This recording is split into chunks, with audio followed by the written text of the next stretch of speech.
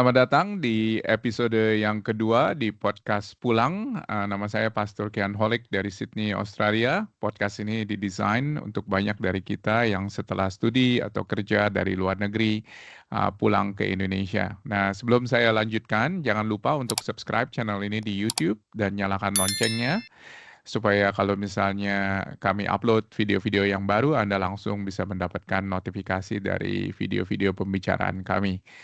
Uh, Terima kasih sekali lagi, saudara, buat terus mendengarkan podcast ini. Podcast ini memang didesain supaya kita bisa terus untuk dapat belajar dari kejadian-kejadian ataupun juga dari peristiwa ataupun juga dari pengalaman teman-teman, khususnya mereka yang sudah kembali ke Indonesia. Saudara-saudara, pada saat ini kita akan mendengarkan dari Jessica mengenai bagaimana caranya untuk terus bertumbuh ketika kembali ke Indonesia. Pertama-tama saya ingin sapa dulu kepada Jessica. Selamat datang, Jessica. Hai Ko, excited to be here. Puji Tuhan. Jess, boleh sedikit cerita berapa tahun di Australia dan kemudian sudah berapa lama pulang di Jakarta? Sudah berapa lama ada di Jakarta? Silakan. Saya tinggal di Sydney 7 tahun, ya 4 tahun kuliah, 3 tahun kerja, terus habis itu for good, udah 12 jalan 13 tahun di Jakarta, udah lama banget. 13 tahun nggak kerasa ya. Ya time Iya, flies, iya. time flies. Ya, betul. Wah, pasti banyak pengalaman. Saya yakin banyak pengalaman di Sydney, banyak pengalaman juga ketika kembali ke Jakarta. Dan saya harap ketika menceritakan pengalaman ini semua boleh berguna buat teman-teman yang mendengarkan dan menyaksikan podcast ini. Nah, pertama-tama, ketika sebelum pulang, apa aja tuh yang dipersiapkan sama Jess? Boleh sedikit bagikan kepada kita? Unfortunately, back then nggak ada persiapan yang banyak ya. I remember kayaknya dulu waktu lulus kuliah sih, kayaknya di gereja ada session yang namanya Unilever. Itu jadi session buat students yang udah lulus gitu, mau dipersiapkan nanti post life university-nya gitu. Tapi I remember sih kontennya cukup general, kayak talks about work, money, memilih pasangan hidup, hampir nggak ngomongin tentang returning to home country sih, biarpun it touch a bit lah. Jadi I think several advices that I get back then itu tentang contextualization in mission. Terus kita juga yang sering diingetin tuh sit humbly under the teaching of the pastors gitu. Palingan the only yang aku kerjain sendiri palingan aku kan tahu waktu sebelum pulang tuh Indonesia banyak yang kelompok mayoritas, kelompok hijau gitu, palingan aku baca buku dikit tentang mereka. But that's it, not much. Unfortunately, I didn't prepare myself that much. Ya, jadi boleh dibilang sangat minimum, dan bahkan juga mungkin juga dipersiapkan hanya umum. Jadi mungkin kelihatannya persiapan itu lebih kepada konteks di Australia atau bagaimana ketika dipersiapkan? Kita yang mahasiswa asing sih, sebisa mungkin sih di konteksnya dipersiapkan konteksnya untuk ya pulang, tapi itu kan mahasiswa asing tuh banyak ya, jadi not too specific. Dari Indonesia semuanya begitu ya? Iya, bukan, maksudnya kan ada yang Singapura, Malaysia. Betul. Kita kumpul satu ruangan rame-rame. Dan menurut saya sometimes isu yang dipilih pun mungkin di sini tuh not something yang important. Ya, betul. Jadi hal-hal yang seharusnya penting nggak sempat dibicarakan atau nggak keburu dibicarakan begitu. Jadi waktu itu Jess, berapa lama sebelumnya persiapan itu? Baca buku selesai dalam sehari. The Unilever session, I think only half a day. Okay. Yep. Jadi, I heard a bit about reverse culture shock. I heard a bit, but I only heard a bit. I nggak pernah mempelajari what is reverse culture shock. Oke, oke, oke. Nah, ketika refleksi hal-hal itu, yang mana ada permasalahan tentunya karena apa? Karena persiapannya sepertinya kurang mateng, kurang mantap begitu. Apa yang Jess harapkan, untuk dapat di-prepare lebih baik lagi, dipersiapkan lebih baik lagi? Jadi kalau misalnya sekarang udah pulang nih 13, 14 tahun melihat ke belakang, what do you wish to get prepared better? Udah pasti mempelajari what is reverse culture shock gitu ya, nggak cuma dengar-dengar, tapi memang mempelajari apa, terus bagaimana tackle-nya, how to cope with it gitu ya. Tentu aku baca-baca gitu kalau yang kayak multinational companies kan mereka punya staff kan all over the world ya, jadi expats gitu ya. Yeah. Ternyata ini para perusahaan ini tuh sebelum mengirim staff mereka ada yang namanya cross cultural training gitu, dipersiapin gitu.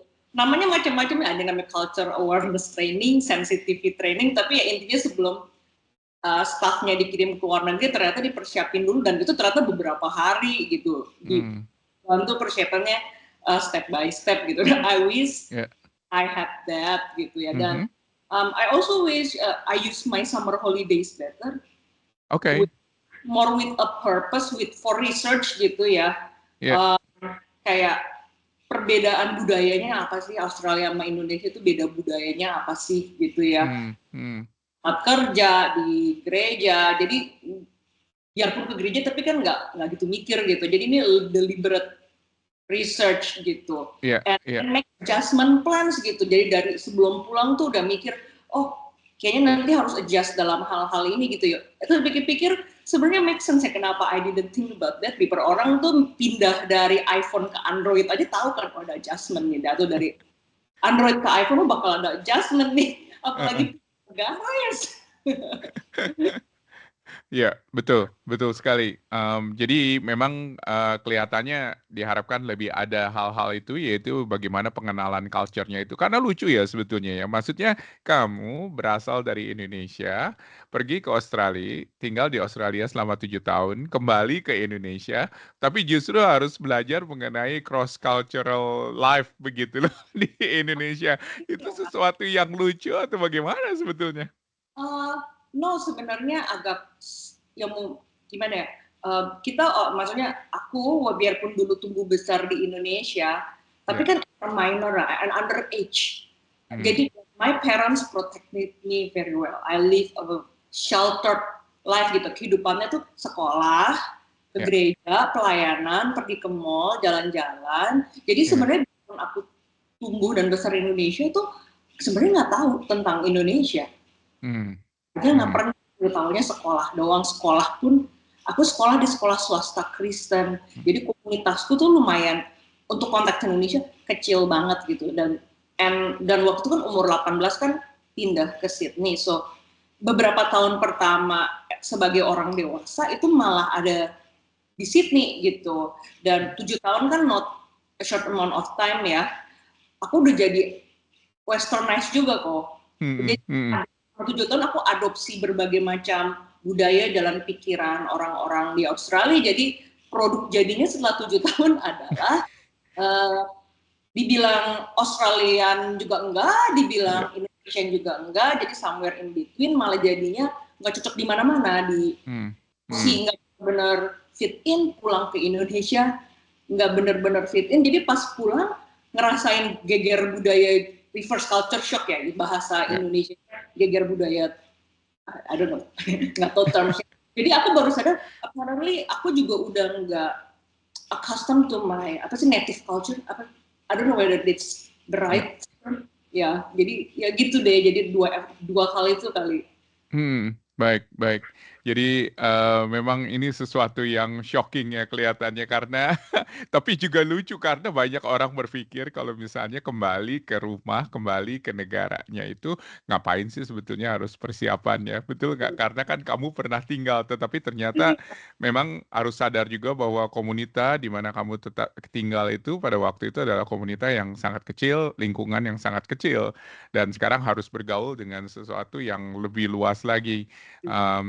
Saya yakin dan percaya seperti kayak mungkin dulu ketika masih sekolah nggak pernah tuh mikirin kan bagaimana harus mungkin nyetir sendiri dari satu tempat ke tempat lain atau mungkin juga harus usaha sendiri sekarang, maksudnya nggak ada orang tua yang bantu dan lain sebagainya. Betul nggak? Hal-hal tersebut itu pasti kesulitan juga gitu untuk bisa adjust. Mhm. Ya, Itu kayak hal aku nggak bisa nyetir sih kok. Tapi kayak ya kan setelah pulang udah pasti ke tempat kerja gitu kan. ya. Tempat kerja bukan sekolah, beda sekali gitu. Ya, ya. Ya. Ya, betul. Boleh refleksi ketika 14 tahun yang lalu, 13 tahun yang lalu, apa tuh yang terjadi ketika kamu tiba di Indonesia? Jadi apa saja yang shocking pertama-tama, dan kemudian juga apa mungkin respon yang tidak seharusnya gitu terhadap hal tersebut. Pasti ada respon yang kamu pikir, "Oh, saya mungkin tidak seharusnya respon itu." Silakan, Jess. Yang terjadi pulang sih apparently kalau yang paling pertama itu yang paling kelihatan itu kan dulu kan waktu tinggal di sini kan live as a single person di apartemen sendiri gitu ya. Aku terbiasa mengatur diri sendiri gitu. Ternyata pas pulang kan balik ke rumah orang tua, mayoritas kebebasannya hilang. And I was unprepared to face that gitu ya. I was caught off guard juga. Terus terutama more than that gitu, biarpun aku tahu Australia dan Indonesia itu dua negara yang sangat berbeda gitu, tapi pas nyampe di Indo tuh baru sadar bedanya seberapa banyak gitu. Budayanya atau kayak misalnya budaya di sini apparently lebih budaya jaga muka. Orang sangat jaga muka di sini. Jadi pas di kantor gitu kayak misalnya saya punya anak tim, misalnya kasih kerjaan, tolong selesaikan ini, gitu. Bisa seminggu berlalu nggak ada berita. Lalu kan aku tanya, udah selesai belum? Belum dikerjain sama sekali. Kaget dong, seminggu ngapain aja? Nggak tahu caranya, Bu. Kenapa nggak nanya? Gitu aku marah lah gitu. Seminggu nggak nanya, kamu ngapain aja gitu. Belakangan aku belajar, dia malu bertanya. Karena itu dia bisa kehilangan muka, gitu. Jadi udah itu ya itu bukan sesuatu yang bisa diubah, jadi aku yang harus adjust gitu.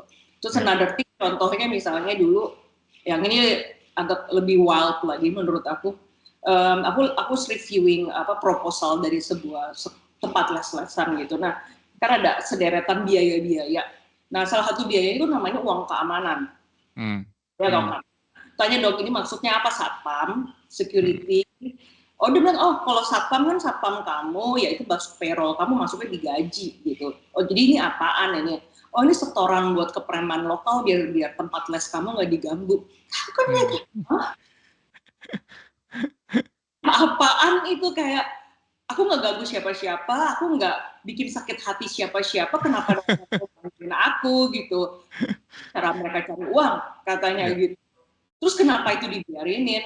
Ini saya doang, ya nggak kamu doang, it's widespread, it's rampant, many people experience it. Terus semuanya dengan senang hati, yang nggak senang hati, semuanya terpaksa. Terus what's the police doing? Kenapa dibiarinin? Why aren't they supposed to protect us gitu? Terus ya biasalah semua returnees adalah bertanya kepada returnees lainnya, mau teman kuliah, mau teman SMO. Apparently yang itu tuh masih hal kecil. I have heard worse things gitu. Jadi kayak itu baru dua example, masih ada example. Jadi kayak it's years of bingung nih sebagai orang Kristen, kita responnya harus gimana gitu, years of not sure what to do segala macam gitu. Terus kalau ditanya what's my response, to be honest, maybe because I was so unprepared, responku very ungodly. Jadi first few years tuh kerjaannya marah-marah, bete, pengen pulang Aussie lagi, marah-marah, bete, pengen pulang Aussie lagi, terus menyalahkan Indonesia dengan semua orang dan segala isinya. I feel discomfort, I feel pain. Gereja kebaktian kayak duduk di atas paku, rasanya saking gak betahnya gitu. Apaan sih gitu. I blame everything to the country, kayak semuanya salah si ini, semua yang salah tuh kalian bukan saya gitu.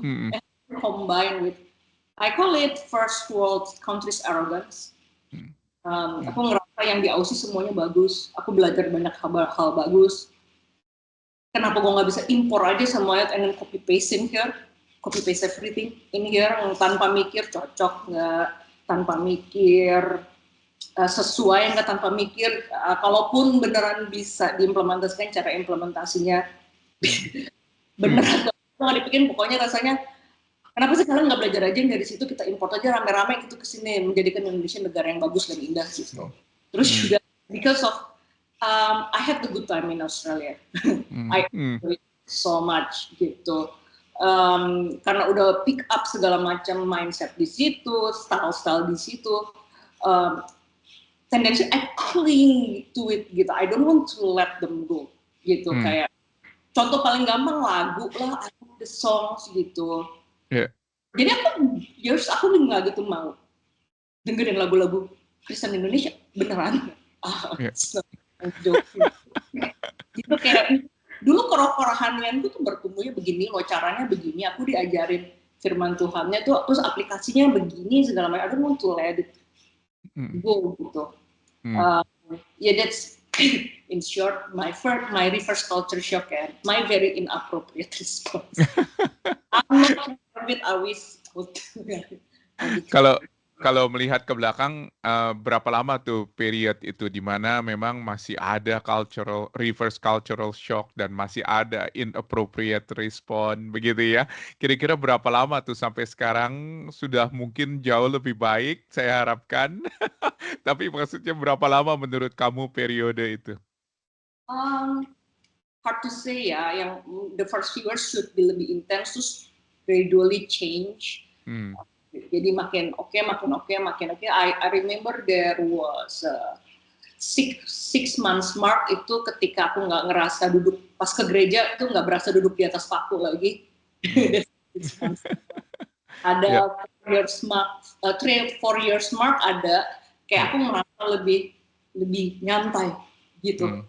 And then I remember the 7-year mark aku berasa I'm a local person now. I already can get things. Dia mikirnya begini. Kayak udah klik gitu. Jadi mungkin buat teman-teman yang masih struggling mungkin harus tunggu paling enggak 2 tahun kelihatannya sampai betul-betul mungkin bisa back to normal kelihatannya kalau misal dari pengalaman Jessica paling enggak begitu ya. Tapi mungkin berapa tahun tinggal di Sydney juga pengaruh kali. Aku kan 7 tahun di Sydney, terus aku berasa setelah 7 tahun ya maybe mirroring gitu kalau 2 tahun. Kalau cuma 2 tahun mungkin adaptasi baliknya lebih baik. Maybe ya. Dan tentunya ada banyak hal ya di dalam konteks Jessica.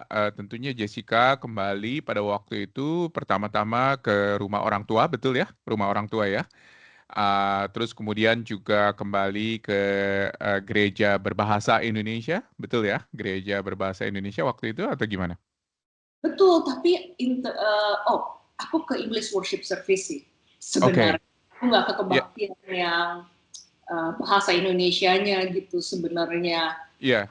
Dan tahun berapa itu pindah ke bahasa Indonesia? Sekarang kan di kebaktian Indonesia ya, betul? Iya, di kebaktian Indonesia. Aku 6 tahun di English Worship Service.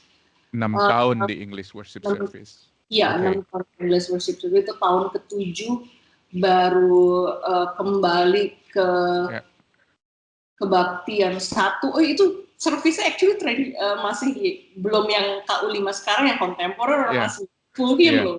All the liturgi segala macam. Aku kembali ke situ, terus belakangan aku baru sekarang ke yang KU5 yang baru yang lebih kontemporer service. Dan itu yang kerasa duduk seperti kayak di paku itu di kebaktian Inggris berarti? Iya betul. Berarti ini kelihatannya mungkin kita bisa ambil deduksi dengan berkata bahwa bahasa itu bukannya masalah kelihatannya, betul nggak? Karena kamu kembali ke kebaktian yang berbahasa Inggris. Jadi maksudnya kalau misal Inggris, it's just lagu bahasa Inggrisnya yang dinyanyi itu beda banget dengan lagu bahasa Inggris di Australia. Iya, iya, iya. Soalnya banyak yang berpikir kalau misalnya kembali ke Indonesia, berpikir kalau misalnya udah aja kembali ke kebaktian bahasa Inggris supaya adjustment-nya lebih mudah. Tetapi ternyata juga nggak gampang juga ya kembali ke konteks kebaktian bahasa Inggris ini. Dan juga di dalam konteks Jessica juga kita harus tahu kalau misalnya Jessica kembali ke usaha orang tua ya, betul ya, meneruskan usaha orang tua ya. Betul, cuman beberapa tahun pertama saya nggak langsung bantuin Iya, sih kerja di iya. tempat sebenarnya. Oke, oke, yap, yap. Baik, baik. Saya rasa ini penting untuk kita ketahui karena tentunya konteks teman-teman yang lain akan berbeda-beda satu dengan yang lain.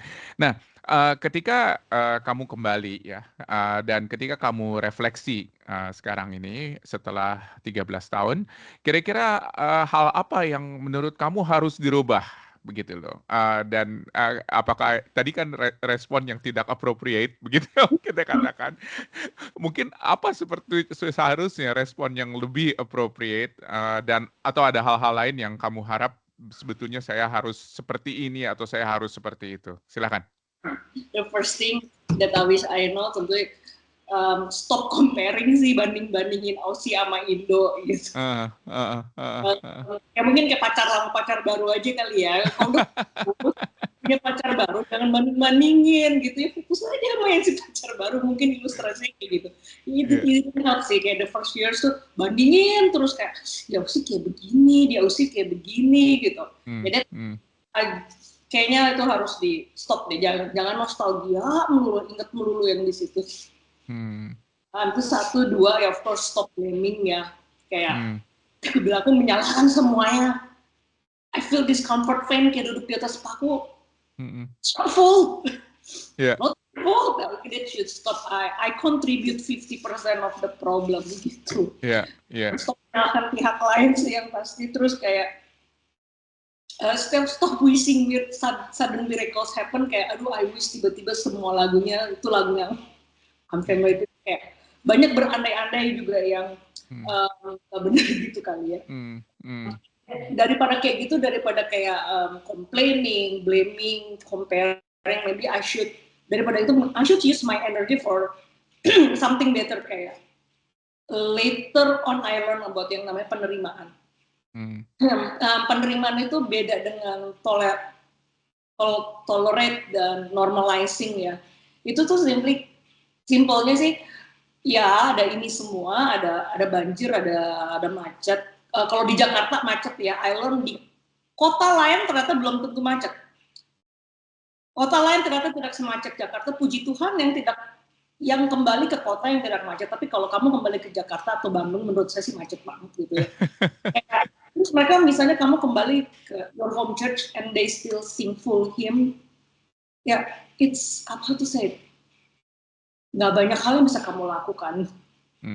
Nggak bisa, banyak hal nggak bisa diubah, kayak corruption segala macam, semua pungutan liar nggak bisa ubah. Tapi ya of course we don't tolerate it, kita nggak mulai normalize, itu normal lah ya kita ikut-ikutan habis itu gitu ya, nggak kayak begitu.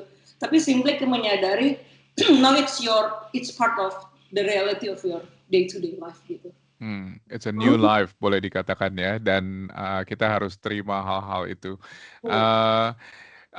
Dan itu hal-hal yang tentunya Jess harapkan kalau misalnya mungkin appropriate responnya harusnya seperti itu ya. Bagaimana dengan keluarga misalnya contohnya, karena ini kasusnya unik ya, kembali ke rumah keluarga begitu loh. Kira-kira ada hal-hal lain mungkin yang bisa direfleksikan mengenai keluarga? Ya, sama sih kayak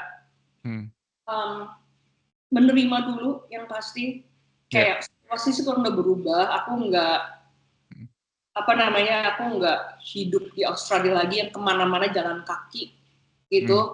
Di sini di rumah keluarga itu saya ada kepalanya gitu, ada yang tuan rumahnya, ada peraturan, mereka ada peraturan sendiri, ada kebiasaan sendiri, jadi aku yang harus adaptasi gitu. Bukan mereka yang adaptasi ke aku yang adaptasi ke mereka. Kayak kamu pindah dari iPhone ke Android, kamu nggak bisa bilang si Android, gue pas di iPhone biasanya kayak begini, lo berubah demi gue, kamu kan jadi while untuk sadar kali ya. Aku yang harus adaptasi kalau dulu dengan di situ bebas jalan kemana-mana, jalan kaki, tinggal hop to one bus, hop to the bus, to the train, and then nyampe di sini ya tunggu supir dulu, tunggu supir dulu. Even yang tempat deket pun tunggu supir dulu, tunggu mobil keluarga datang untuk mengantar kamu. Itu peraturan rumah gitu misalnya gitu. Ya udah berarti harus belajar aku yang belajar beradaptasi. Ya, baik.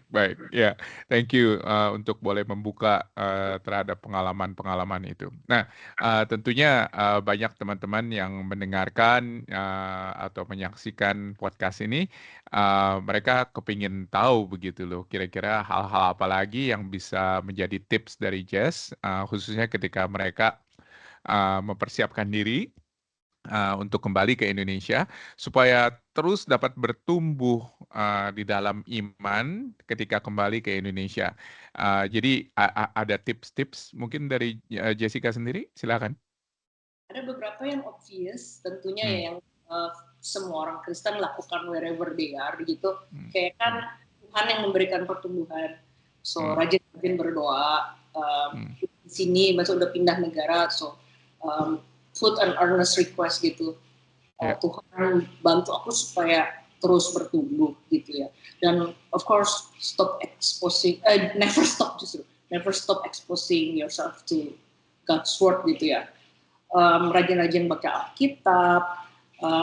Aku nggak tahu sekarang masih relevan atau enggak, but aku tuh memang dari dulu kan suka baca buku. Jadi aku rajin baca buku Kristen gitu. Tapi mungkin kalau zaman sekarang kalau yang lebih prefer scrolling Instagram gitu ya, mungkin mulai subscribe Instagram yang lokal gitu loh, seragam Kristen di sini, kayak misalnya Apologetika Indonesia, Grace Alone Ministry, nggak tahu Pak Kokian pernah dengar atau enggak. Terus kalau yang demen nonton YouTube video, sekarang mereka udah ada tuh Bara Digital Ministry, baru ada beberapa tahun kayaknya. Jadi ada banyak khotbah, renungan, dan berbagai macam isu di Indonesia dibicarain di situ. Dan udah pasti ketika memilih gereja, choose and settle a good church gitu. Nah, when I say good church, I don't mean cari gereja yang semirip mungkin dengan gerejamu pas di luar negeri. Because they may not exist, it's true, they may not exist gitu. Coba cari, pokoknya mau yang semirip mungkin gitu loh ya. They may not exist. That doesn't mean you try to find gereja sesempurna dan seideal mungkin, karena they may not exist too gitu. Gerejaku yang sekarang, of course I go back to my gerejaku yang dari dulu sih, kan aku dibesarkan di keluarga Kristen, jadi orang tua udah bawa aku ke gereja dari kecil. Just simply go back sih ke gereja dari kecil gitu. Itu gerejaku yang sekarang, gereja Kristus Yesus Jemaat Greenfield, nggak ada mirip-miripnya, beda banget. Sampai sekarang pun masih beda, sampai sekarang pun masih beda banget gitu. And it's also not a perfect church, it's not an ideal church, but still a good church gitu. And as years go by, now I love my church so much gitu. I love the church, I love the people gitu. And when you already settle, be really part of the community gitu ya. Join smaller groups kalau ada komisi-komisi, ikutan. Karena yang aku belajar dulu, I found there are so many excellent Christians yang kesaksian hidupnya tuh luar biasa gitu. For the first few years itu dengerin kesaksian mereka, that's what comforts and strengthens me. Kayak I heard lots of testimonies ya, of course kan nggak bisa dibicarain semuanya di sini ya, tapi aku denger, and not necessarily dari teman gereja, tapi bisa juga yang dari luar gereja gitu. Kayak I heard testimony kayak ada satu ibu, I'm not sure whether the husband tuh Christian atau bukan, tapi kalau menurut cerita husbandnya tuh verbally abusive banget gitu. Ya dia harus hadapin itu setiap hari di rumah. Tapi instead of complaining, dia bilang ketika misalnya lagi verbal abuse lagi keluar, dia merasa Tuhan tuh panggil dia justru pada saat ini tunjukkan karakteristik Kristus pada suami itu. Kayak kan sekarang udah menikah kan juga udah mulai ngerti gitu kan, kalau reflect back to the dan masuk kesaksian yang aku dengar gitu, gila ya kok bisa sih gitu. Terus aku juga dengar kayak ada orang yang give up karir yang bagus, terus jadi pekerja misi, pindah gitu jadi pekerja misi, masuk ke daerah yang isinya semua kelompok hijaunya yang cukup hardcore gitu loh. Mereka menjadi saksi di situ, itu udah siapa punya gitu istilah gitu kayak I heard so many great stories, so be really part of the community supaya kamu bisa ngelihat kesaksian hidup saudara seiman di sini kayak para guru sekolah minggu yang begitu penuh dedikasi dan pengorbanan tuh karena tinggalnya jauh, nggak punya kendaraan, mau ngajar sekolah minggu itu ganti kendaraan umum beberapa kali kayak aku ngeliatnya kok mereka ya bisa ya gitu kayak and after you already settled bisa pelayanan bareng, kolaborasi, belajar tentang ministry and mission field di sini karena kompleks banget, beda banget. Kita yang nggak pengalaman, mereka yang lebih pengalaman gitu. Kita belajar dari mereka. That's the more obvious part ya. Ada yang less obvious part yang aku sendiri baru belajar pas di sini gitu. How to explain it ya mungkin lebih ke arah need a huge change of mindset kali ya. Kayak kita kalau pas pulang ke sini kemungkinan we will experience lots of miserable experience maybe. Hal-hal banget sih kayak begini gitu. Nah, don't waste your pain. Daripada kamu ngeliat ini masalah ini source of my discomfort, learn to see it something different like ya emang nggak enak lah, but learn to see it as a catalyst to grow gitu. Kayak ini bisa dipakai untuk gue bertumbuh nih, ini bisa dipakai untuk gue kalau istilah di 1 or 2 Timothy first kayak train for your godliness gitu. Jadi misalnya gitu kayak hujan, macet, atau mungkin misal kamu baru pulang dari Grand Indonesia malam-malam, terus keluar dari gedungnya aja 30 menit, keluar dari gedung parkirnya aja 30 menit gitu ya.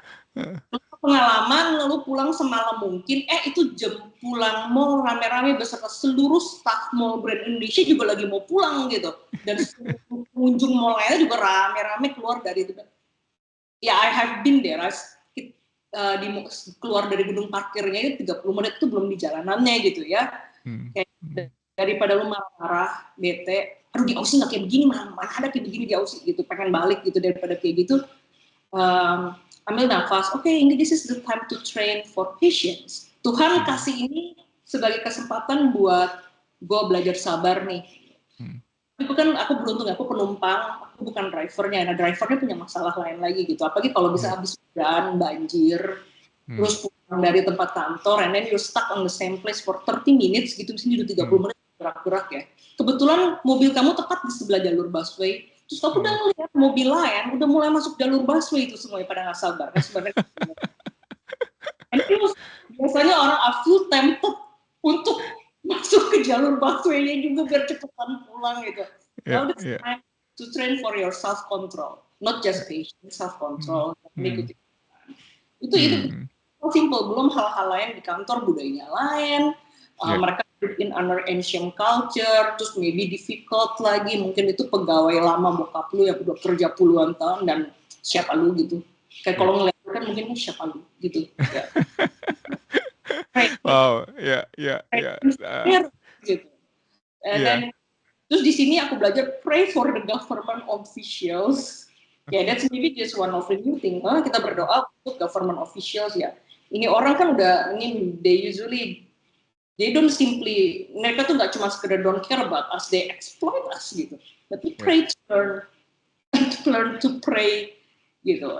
That's just one thing tuh. Masih ada hal lain kayak misalnya pas di gerejanya aku pengalaman tuh ya, mereka bakal banyak perbedaan opini tentang misalnya ayat nih. Yes, I learn how to read in context segala macam semua. Tapi mereka juga bilang, I also learn to read in context gitu. Tapi tetap arrive different conclusion gitu, misalnya. Gitu. Itu satu kayak different opinions, mungkin ini exactly artinya apa. Terus how to apply it, that's another thing lagi. Gitu. There will be different in opinion. Nah sekarang mau gimana gitu? I learn to be humble, to be open-minded, to be curious, yang udah pasti jangan assume kita yang benar. That's the key part kalau mau punya kayak bergereja. di gereja Indonesia dengan ada berbagai macam different people, itu apalagi kalau gerejanya gede gitu ya. Aduh, perbedaan pendapat it's nggak bisa dihindari gitu. Udah pasti be humble, don't assume I'm the right one. Yeah. Itu first big lesson. And then daripada ada terjadi and then be curious, ask gitu. Jalan pikirannya dari mana sih? Kenapa kamu mikir kayak begini gitu? And use this opportunity as a catalyst to grow juga gitu. Jangan langsung assume gue dulu udah pernah diajarinnya pokoknya ya begini gitu. Jangan kayak gitu, jadiin kesempatan untuk open your Bible and reinvestigate lagi gitu. Tanya dulu baik-baik, oh mungkin dia yang benar loh gitu, justru mungkin dia yang benar. Setelah dengar penjelasan, oh mungkin ternyata dia yang benar gitu. Salah satu contohnya tuh aku nggak kenal orangnya sih, cuman aku lewat gitu lagi ada pasangan yang udah engage, ikut premarital class, mereka lagi konsultasi dengan salah satu hamba Tuhan gitu. Nah singkat cerita pokoknya baik the couple and the family itu mereka bukan dari keluarga berada, jadi benar-benar nggak ada duit atau dana untuk beli rumah gitu ataupun sewa gitu. Jadi setelah kayaknya discussion, consultation itu kayaknya salah satu hamba Tuhannya ya udah tinggal aja bareng sama orang tua kamu, nabung, hopefully one day kamu bisa kekumpul down payment itu ya uang muka untuk KPR, nanti kredit pemilikan rumah itu pun nggak tahu kapan gitu. My first reaction tuh kayak, ini hamba Tuhan kok kayak begini, mereka newlyweds loh, harusnya kan untuk tinggal terpisah gitu kan, entah I always interpret kejadian 2 ayat 24 itu tuh sebagai kayak physical relocation gitu loh, kayak dulunya your parents gitu loh. Tapi singkat cerita, I ended up investigating kejadian 2 ayat 24, terutama the word living-nya gitu ya. Karena ternyata itu punya kalau dalam bahasa Ibrani itu forsake lah, leave behind, depart, abandon. Nah, something yang interesting yang I found out itu ternyata zaman dulu pas zaman Perjanjian Lama dan zaman Perjanjian Baru yang Tuhan Yesus pun ternyata newlyweds tuh nggak meninggalkan orang tua, mereka nggak ada physical relocation gitu, kayak Ishak dan mereka juga pas menikah mereka tetap tinggal, mereka become kayak extended branch of the family ya, gitu ya. They tend to live as one big clan gitu kalau zaman dulu. Like kalau apa gitu ya, oh ya sekedar reordering of priorities atau segala macam, all the biblical marriage ya. Jadi ada relation tapi not necessarily physical relocation.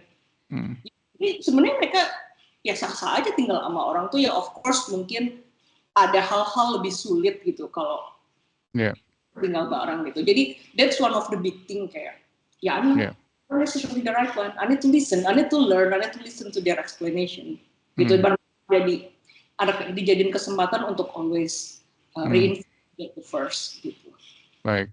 Ya ada hal lain sih kayak ministry and mission, tapi bakal kebanyakan kali ya. Nah, thank you. Tapi tadi yang saya tangkap adalah be humble, be open-minded, dan be curious begitu ya. Dan kita jangan assume sesuatu terlalu cepat, tetapi mungkin kita bisa bertanya dan kita bisa mungkin sekali lagi asumsi bahwa kita belum tentu yang benar, tetapi mungkin ada orang lain yang benar. Saya rasa itu adalah prinsip-prinsip yang penting juga untuk kita bisa bertumbuh di dalam Kristus, selain hal-hal yang memang esensial, yaitu seperti membaca Alkitab, berdoa, pergi ke gereja, dan lain sebagainya. Wow, Jess, terima kasih banyak nih buat waktunya, dan pengalaman yang sangat kaya sekali. Kalau diceritain tentunya nggak ada habisnya, dan pasti masih banyak lagi cerita-cerita yang lain. Tapi kita harus tutup pembicaraan kita di sini. Terima kasih sekali lagi buat waktunya, dan kita akan doakan khususnya untuk teman-teman yang ada rencana pulang ke Indonesia, supaya mereka bisa terus bertumbuh. Tentunya konteksnya akan berbeda-beda satu dengan yang lain, dan konteks Jessica ini sangat unik sekali, dan kita harapkan di dalam konteks yang lain pun teman-teman yang dalam konteks lain bisa mengambil pelajaran beberapa hal yang sangat umum sekali ketika kita sebagai pengikut Kristus kembali ke Indonesia. Makasih banyak, Jess, buat waktunya. Bisa tolong tutup pembicaraan kita di dalam doa? Ya, sure. Ya, silakan. Sama. Mari kita berdoa. Allah Bapa kami yang bertahta dalam kerajaan surga, Tuhan terima kasih atas anugerah-Mu. Terima kasih juga untuk banyak privilege yang kau berikan, seperti kesempatan untuk hidup dan belajar di luar negeri. Tuhan, kau tahu nggak semua orang bisa menetap di luar negeri dan akan banyak yang harus pulang dan sudah pulang Tuhan. Tuhan, kau tahu pergumulan para returnees yang kembali ke tempat asal mereka atau bahkan mungkin ke tempat baru yang bahkan bukan kampung halaman mereka. Betapa nggak biasanya, betapa nggak enaknya, betapa nggak nyamannya karena dalam banyak hal mereka juga sudah nggak familiar lagi Tuhan. Dari luar mungkin mereka terlihat seperti orang-orang hidup dalam kenyamanan, tapi dalam di balik itu semua mereka sangat struggling, sangat bergumul. Mungkin mereka terbiasa dan mungkin banyak dari mereka juga pulang tanpa persiapan yang cukup. Dan setelah beberapa tahun pun mungkin mereka juga masih bergumul dan merasa tidak nyaman, komplain, berespon dengan tidak baik. Tuhan, kami berdoa untuk mereka semua, berdoa untuk mereka semua. Biarlah mereka mencari kekuatan daripadamu, biarlah mereka mencari juga comfort yang hanya ada daripadamu. Dan Tuhan, kami berdoa supaya kau berikan mereka hikmat, berikan mereka kerendahan hati, keterbukaan, biar mereka melihat kerajaan Tuhan, kerajaan-Mu yang kau telah bangun di Indonesia ini, biarlah mereka menjadi bagian dari komunitas Kristen di sini, biarlah mereka bertemu dengan saudara seiman yang baik, yang bisa menguatkan mereka, biarlah mereka juga memiliki hikmat untuk tahu apa yang harus mereka lakukan, biarlah mereka bisa segera menerima realita kehidupan yang baru dan beradaptasi dengan cara hidup di sini. Biarlah mereka tidak terlalu mungkin tidak terlalu keras kepala dan tidak terlalu clinging to kehidupan mereka di luar negeri. Biarlah mereka bisa melihat the beauty, keindahan kerajaan-Mu di sini, keindahan your mission field di sini, bisa melihat orang-orang di sini juga banyak yang encouraging, banyak yang dewasa, banyak yang bisa membantu mereka juga untuk bertumbuh. Kami berdoa untuk semua itu Tuhan, untuk kebijaksanaan, untuk penerimaan, untuk kerendahan hati, untuk kemampuan beradaptasi, untuk hikmat, untuk fleksibilitas. Kami berdoa Tuhan untuk mereka semua, kami titipkan mereka semua ke dalam tangan-Mu.